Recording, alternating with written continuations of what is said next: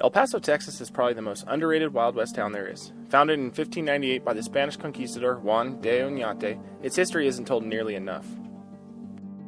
It became notorious in the 1800s for its crime, its gambling, and the many brothels that dotted its downtown. It was also home to John Wesley Hardin, one of the deadliest gunfighters in the West, who claimed he killed 42 people. That was until he pissed off John Selman Sr., who put a bullet through his head in 1895. This history was distilled in 1959 in one of the most famous country western songs ever written. El Paso is Marty Robbins' opus, and an ode to the rowdiness and history of the Wild West. He told the story of a lonely cowboy who fell in love with a Mexican dancing girl. In a jealous rage, he guns down a rival and flees, but then returns and is himself shot and killed. El Paso is a backdrop for the song, but the stage used was a place that Robbins called Rosa's Cantina.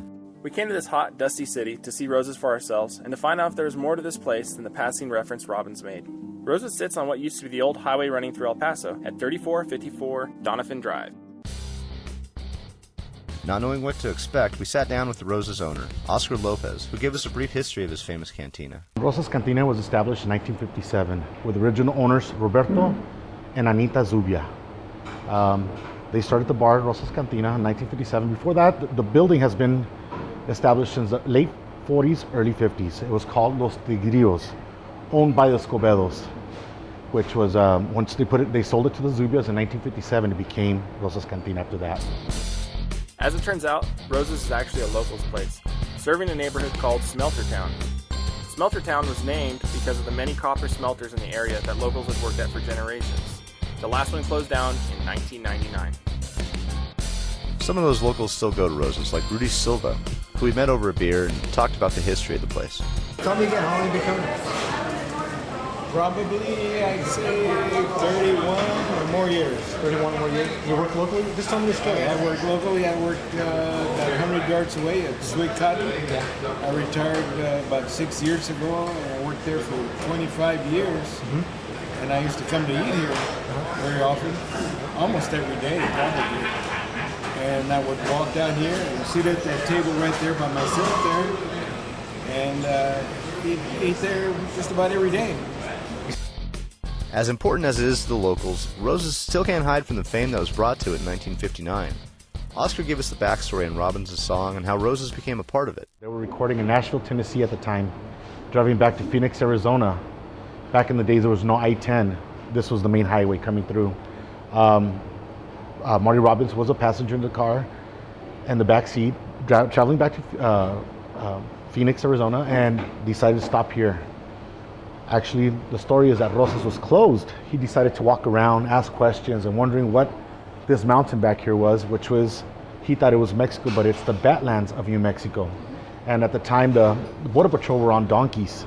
So throughout the song, it mentions the Badlands of New Mexico. Started asking questions, looking inside Rosa's Cantina, walking around, and decided to get back in the car, became a backseat passenger, started writing the song El Paso.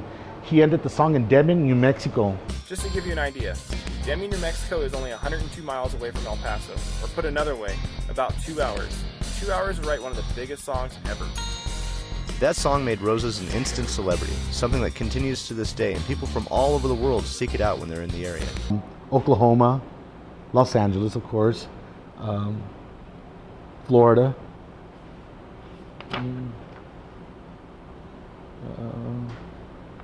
Washington, Ireland, New York. Okay.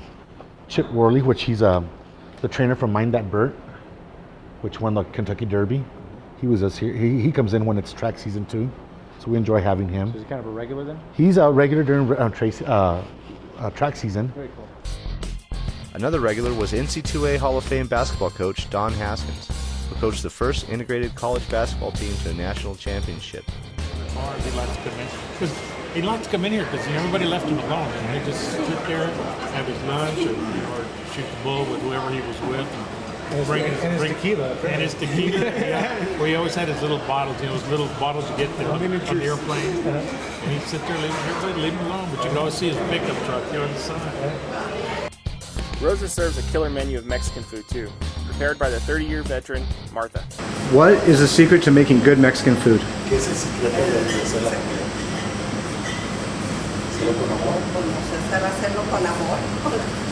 Make it with love. Music and roses go hand in hand, and so every weekend Oscar has live bands from all over the region. But Oscar told us that every tourist who comes in has got to play the song that made Roses famous. I hear the song about 5-6 times, maybe 10 times a day. It just how many times I'm here, how long I'm here throughout the day. But the song's always played, and that's we bought it for that reason, you know. Right. Never get tired of it? Don't get tired of it, you know. That's it. It brings, it brings El Paso. That's what El Paso is known for, you know. When we ask the locals, however, they have a little different perspective on the famous song and about listening to it at the bar they frequent. About the song Roses Cantina, what did you say earlier? Every time A tourist, which is comes by, 99.9% of Wedo, they put on Marty Robbins' song. Because anytime there's not a Wedo in here, Oscar never plays the song. Or even before that, they never used to play the song. Only when Wedo would come in. So kind of, give it the old, hey, Marty Robbins is here. I think it was back in the 50s, wasn't it? Look, there's no shame in playing it. It's 00 in the jukebox if you ever make it in.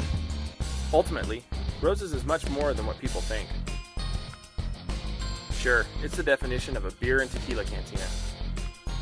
And it's a frequent stopover for celebrities and tourists alike. Sure, it's got a reputation, whether it's real or whether it's just from the song. But at the end of the day, it's much more real than that song would ever make it seem.